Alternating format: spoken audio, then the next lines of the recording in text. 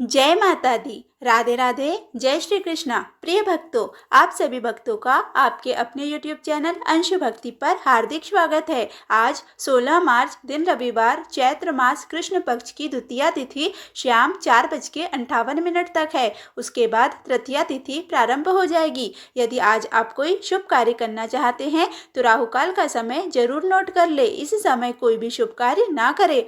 आज राहु काल दोपहर 5:03 से 6:32 तक है।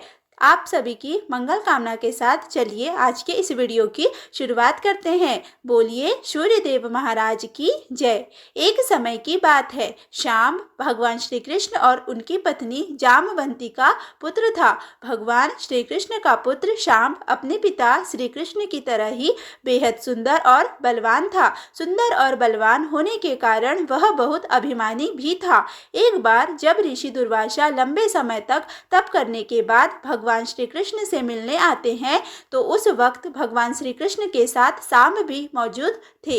लंबे समय तक तप करते रहने के कारण ऋषि दुर्वासा बहुत ही दुर्बल और कांतिहीन नजर आ रहे थे। अपनी सुंदरता पर अभिमान करने वाले शाम ऋषि के दुबले शरीर को देखकर हंसने लगते हैं। इस तरह अपना अनादर देखकर ऋषि दुर्वासा शाम पर बहुत गुस्सा हो जाते हैं और उन्हें कोढ़ होने का श्राप दे देते हैं। ऋषि का श्राप सुनने के बाद शाम को अपनी गलती का एहसास होता है। उन्होंने ऋषि से बहुत क्षमा मांगी, लेकिन ऋषि दुर्वासा ने क्षमा करने से इनकार कर दिया।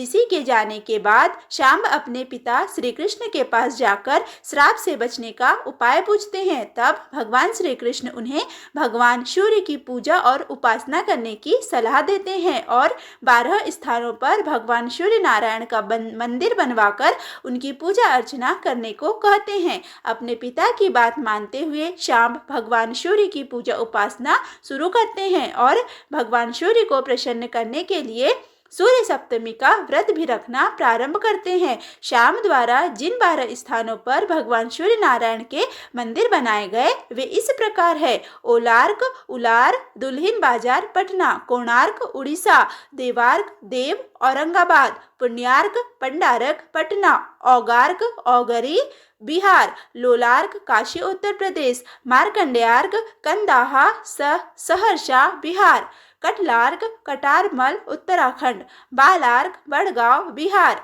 चानार्क चंद्रभागा नदी के किनारे, मोडेरार्क गुजरात में पुष्पावती नदी के किनारे, आदित्यार्क वर्तमान में पाकिस्तान के पंजाब प्रांत के चिनाब नदी के किनारे।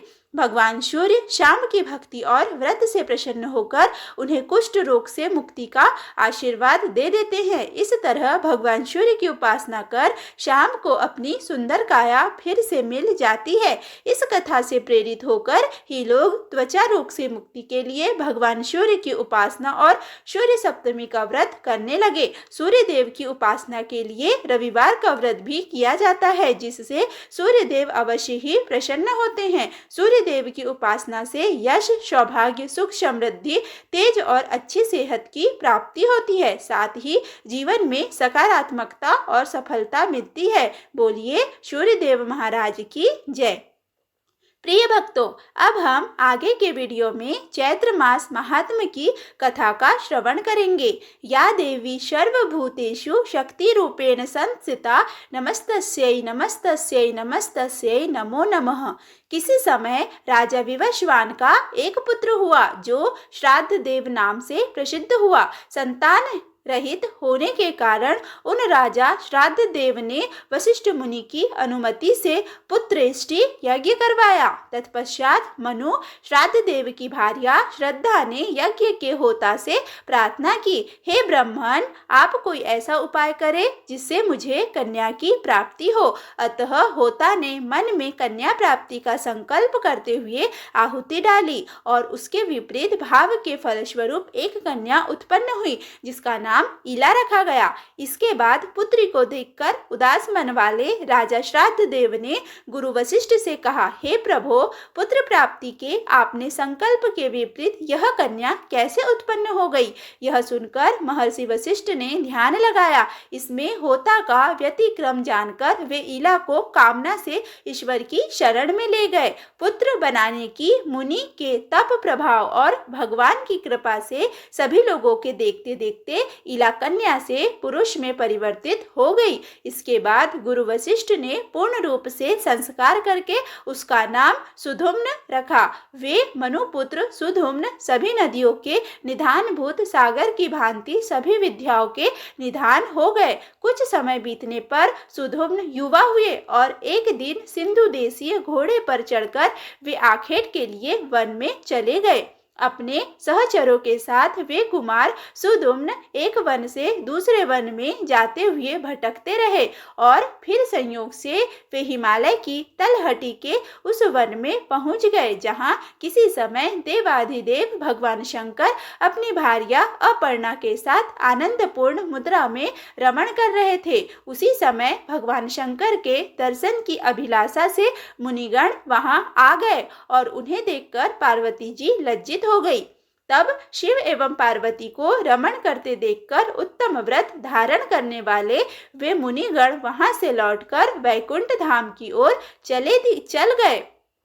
तदंतर अपनी प्रियतमा को प्रसन्न करने के लिए भगवान ने उस अरण्य को श्राप दे दिया कि आज से जो भी पुरुष यहाँ प्रवेश करेगा वह स्त्री हो जाएगा।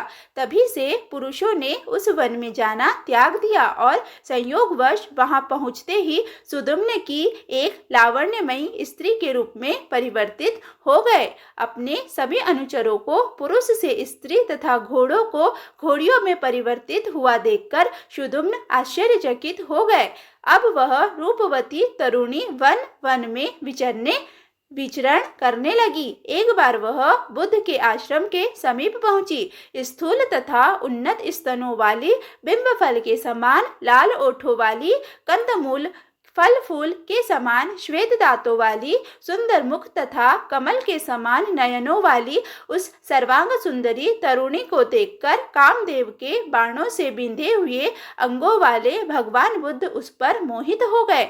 वह सुंदर भौहों वाली युवती भी चंद्रपुत्र कुमार बुद्ध पर आसक्त हो गई और बुद्ध के साथ रमण करती हुई उनके आश्रम में रहने लगी।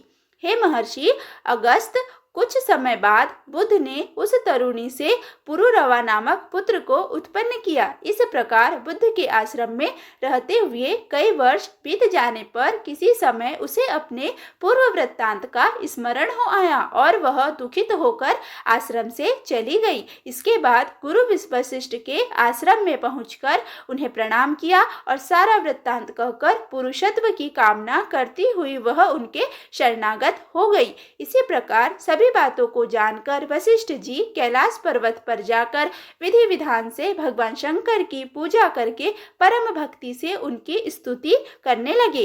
वशिष्ठ जी बोले, शिव शंकर कदर्पी गिरिजा के अर्धांग एवं चंद्रमौली को बार बार नमस्कार है। मृड सुखदाता कैलाशवासी नीलकंठ भक्तों को भोग तथा मोक्ष प्रदान करने वाले आपको नमस्कार है। शिव शिव स्वरूप शरणागत भयकारी वृषभ वाहन शरणदाता परमात्मा को नमस्कार है। सृजन पालन तथा संहार के समय ब्रह्मा विष्णु तथा महेश रूपधारी देवाधिदेव वरदायक तथा त्रिपुरारी को मेरा नमस्कार है। यज्ञ रूप तथा याजकों के फलदाता को बार बार नमस्कार है। आप गंगाधर सूर्य चंद्र अग्नि स्वरूप त्रिनेत्र को मेरा नमस्कार है। इस प्रकार मुनि वशिष्ठ के द्वारा स्तुति किए जाने पर करोड़ों सूर्य सदृश प्रभास से युक्त एवं भगवती पार्वती के साथ नंदी पर आरूढ़ वे जगतपति भगवान प्रकट हो गए। चांदी के पर्वत के समान प्रभा वाले त्रिनेत्रधारी भगवान चंद्रशेखर शरण में आए हुए मुनि श्रेष्ठ वशिष्ठ से अत्यंत प्रसन्न होकर बोले।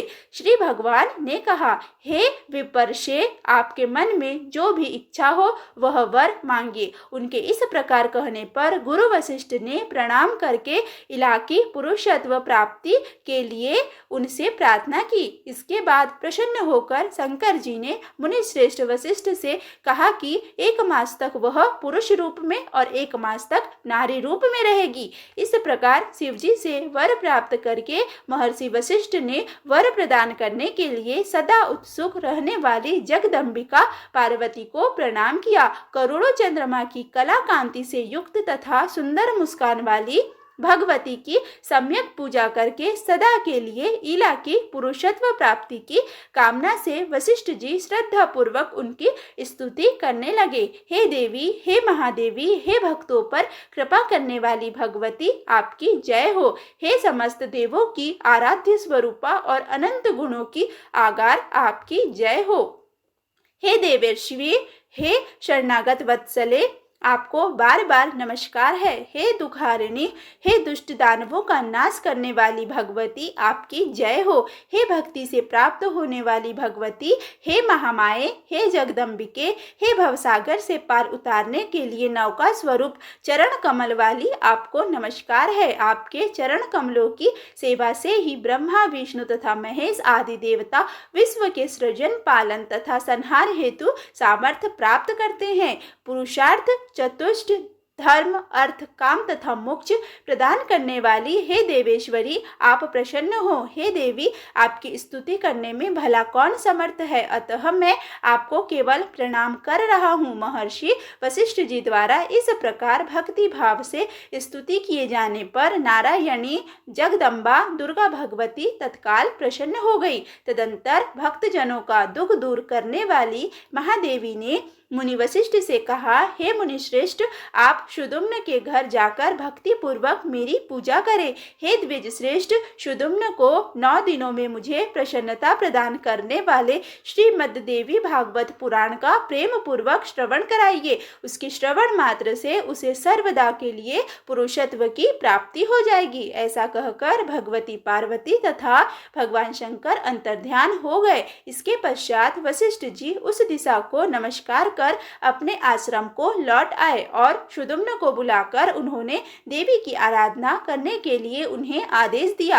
आश्विन मास के शुक्ल पक्ष में जगदम्बा की विधिवत पूजा करके वशिष्ठ जी ने राजा को नवरात्र विधान के अनुसार श्रीमद् भागवत पुराण सुनाया। इस प्रकार अमृत स्वरूप श्रीमद् देवी भागवत पुराण को भक्ति पूर्वक सुनकर तथा गुरु वशिष्ठ का पूजन वंदन करके शुदुम्न ने सदा के लिए पुरुषत्व प्राप्त कर लिया।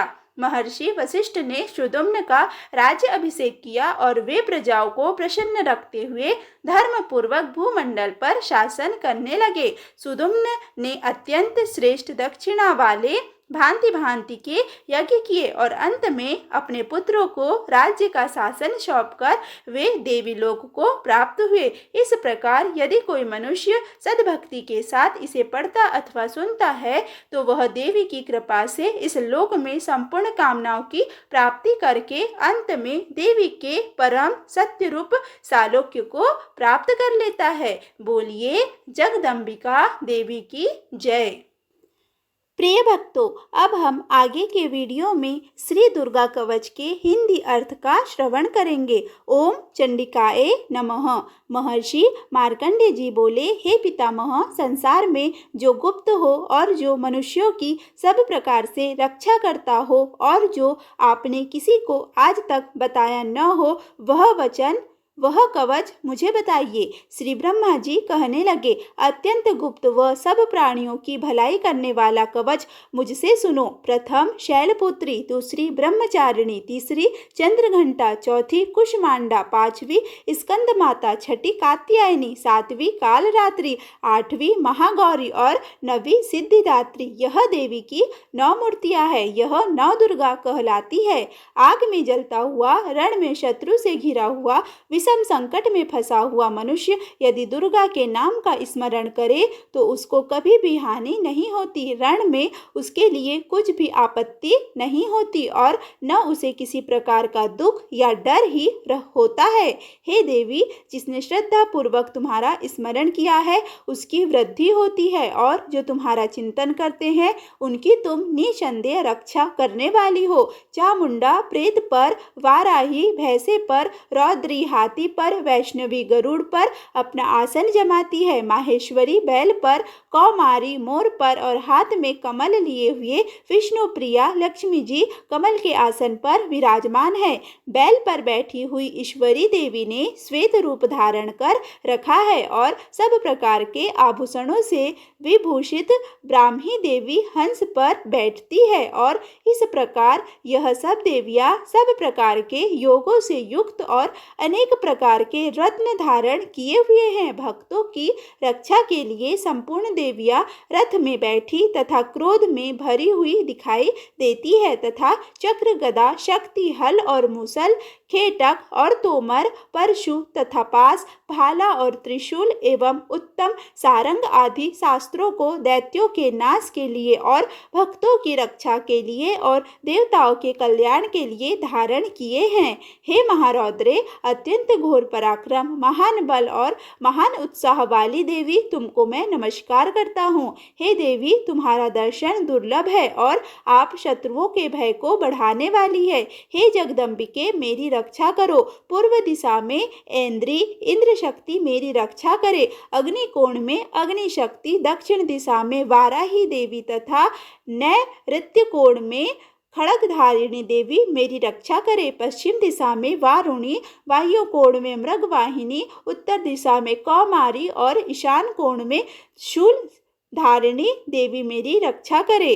ब्राह्मणी ऊपर की ओर से मेरी रक्षा करे और वैष्णवी देवी नीचे की ओर से मेरी रक्षा करे और इसी प्रकार शव पर बैठी चामुंडा देवी दसों दिशाओं में मेरी रक्षा करे। जया देवी आगे, विजया पीछे की ओर, अजिता बाई ओर, अपराजिता दाहिनी ओर मेरी रक्षा करे। उद्धोतिनी देवी शिखा की रक्षा करे तथा उमा मेरे मस्तक पर विराजमान होकर मेरी रक्षा करे। इसी प्रकार ललाट की मालाधरी देवी रक्षा करे और यशस्विनी देवी मेरी भौहों का संरक्षण करे। भौहों के मध्य भाग में त्रिनेत्रा नथुनों की यम घंटा देवी रक्षा करे। नेत्रों के मध्य में संखिनी देवी और द्वारवासिनी देवी कानों की रक्षा करे। कपोलों की कालिका देवी और कानों के मूल भाग की भगवती शांकरी रक्षा करे। सुगंधा नासिका में और चर्चिका ऊपर के ओठ में, अमृत कला नीचे के ओठ की सरस्वती देवी जीभ की रक्षा करे।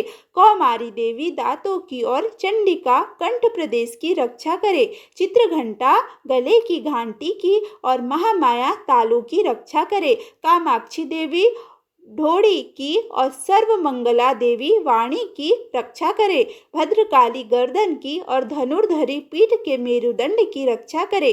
कंठ के बाहरी भाग की नीलग्रीवा और कंठ की नली की नलकुबरी रक्षा करे।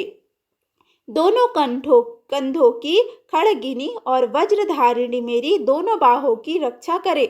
दोनों हाथों की दंडिनी और उंगलियों की रक्षा अंबिका देवी करे। सुलेश्वरी देवी संपूर्ण नखों की, कुलेश्वरी देवी मेरी कुक्षी की रक्षा करे। महादेवी दोनों स्तनों की और शोक विनाशिनी देवी मन की रक्षा करे। ललिता देवी हृदय की और शूलधारिणी उदर की रक्षा करे। कामिनी देवी नाभि की, गुहेश्वरी गुहा भाग की, पूतना और कामिका लिंग की और महिषवाहिनी गुदा की रक्षा करे। संपूर्ण कामनाओं को पूर्ण करने वाली महाबला देवी दोनों जंघाओं की रक्षा करे।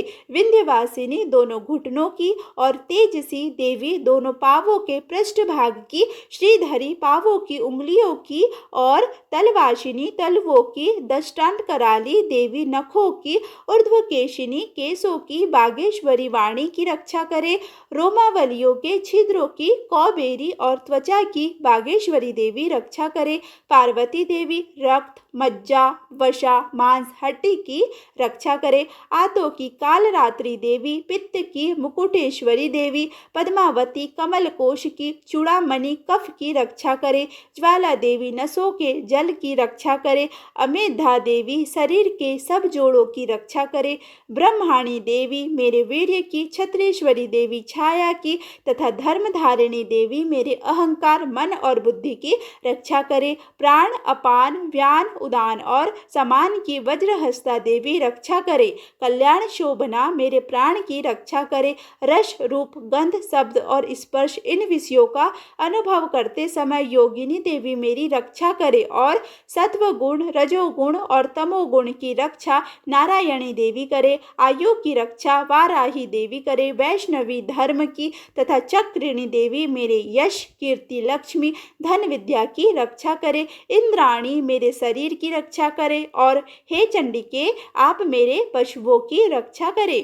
महालक्ष्मी मेरे पुत्रों की रक्षा करे और भैरवी मेरी पत्नी की रक्षा करे। राजा के दरबार में महालक्ष्मी तथा सब ओर व्याप्त रहने वाली विजया देवी चारों ओर से मेरी रक्षा करे। जो स्थान रक्षा से रहित हो और कवच में रह गया हो, उसकी पापों का नाश करने वाली जयंती देवी रक्षा करे। अपना शुभ चाहने वाले मनुष्यों को बिना कवच के एक पल भी नहीं जाना चाहिए, क्योंकि कवच रखने वाला मनुष्य जहाँ जहाँ भी जाता है वहाँ वहाँ उसे अवश्य धन प्राप्त होता है तथा विजय प्राप्त करता है।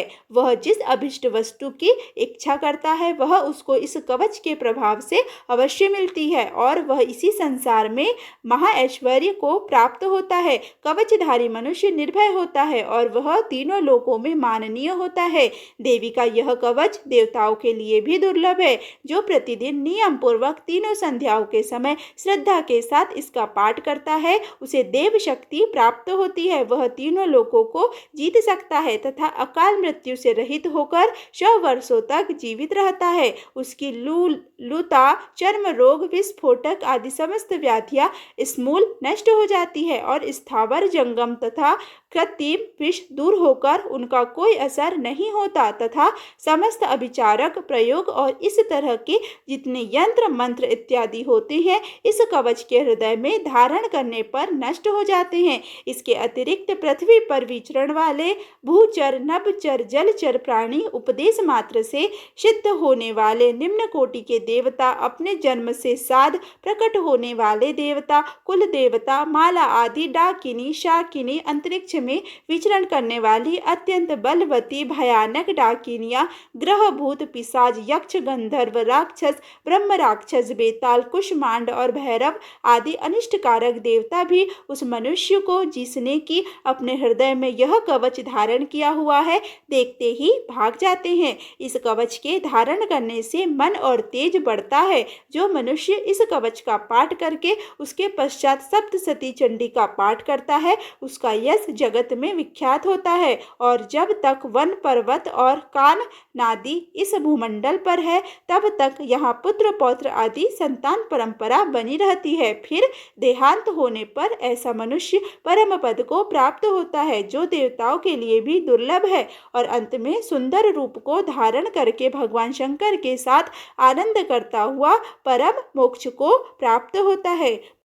नमो नमो दुर्गे सुखकर्णी, नमो नमो दुर्गे दुखहरणी, निरंकार है ज्योति तुम्हारी, तिहु लोक फैली उजियारी, शशि ललाट मुख महाविशाला, नेत्र लाल भ्रकुटि विकराला, रूप मातु को अधिक सुहावे, दरस करत जन अति सुख पावे। तुम संसार शक्ति लय कीन्हा, पालन हेतु अन्न धन दीना, अन्नपूर्णा हुई जग की पाला, तुम्ही आदेश सुंदरी बाला, प्रलय काल शबनाशन हारी, तुम गौरी शिव शंकर प्यारे, शिव योगी तुम्हारे गुण गावे, ब्रह्मा विष्णु तुम्हें नित धावे, रूप सरस्वती को तुम धारा, देश बुद्ध ऋषि मुनिन उबारा, धरा रूप नरसिंह को अम्बा, प्रकट भई फाड़ कर खंबा, रक्षा करी प्रहलाद बचायो, हिरणा अक्ष को स्वर्ग पठायो, लक्ष्मी रूप धरो जग माई, श्री नारायण अंग समाई, क्षीर सिंधु में करत विलासा, दया सिंधु दीजे मन आशा, हिंगलाज में तुम्ही भवानी, महिमा अमित न जात बखानी, मातंगी अरुधूमावती माता, भुवनेश्वरी बगला सुखदाता, श्री भैरव तारा जगतारिणी, छन्न भाल भव दुख निवारिणी, केहरी वाहन शोभ हो भवानी, लांगुर वीर चलत अगवानी, कर में खप्पर खड़क विराजे, जाको देख काल डर से भाजे, शोहे अस्त्र और त्रिशूला, जाते उठत शत्रु ही शूला, नगर कोट में तुम्हें विराजत, तिहु लोक में डंका बाजत, शुंभ निशुंभ दानव तुम मारे, रक्त बीज संघन शन हारे,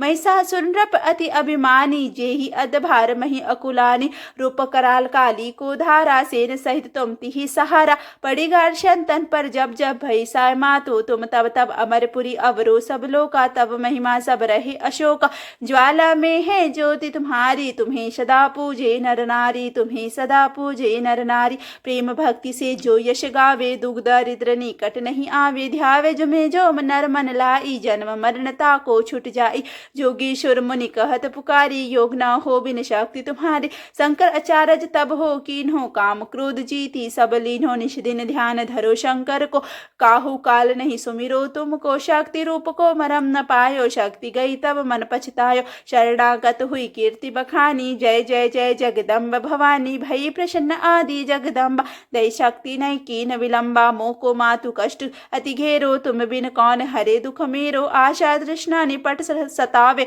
रीप मुरख मोहि अति डर पावे, शत्रु नाश कीजे महारानी, शत्रु नाश कीजे महारानी, तो सुमिरो एक चित तुम्ही भवानी, करो कृपा हे मात दयाला, रिद्धि सिद्धि दे करहु निराला, जब लगी जियो दया फल पाओ, तुमिरो यश मैं सदा सुनाओ, दुर्गा चालीसा जो कोई गावे, सब सुख भोग परम पद पावे, देवी दास शरण निज हो जानी, करहु कृपा जगदम्ब भवानी, बोलिए शेरे वाली दुर्गे मैया की जय। प्रिय भक्तों, यदि आज का यह वीडियो आपको अच्छा लगा हो तो प्लीज़ वीडियो को लाइक करें, वीडियो को ज़्यादा से ज़्यादा शेयर करें तथा चैनल पर पहली बार आए हैं तो चैनल को सब्सक्राइब करना बिल्कुल भी ना भूलें। धन्यवाद।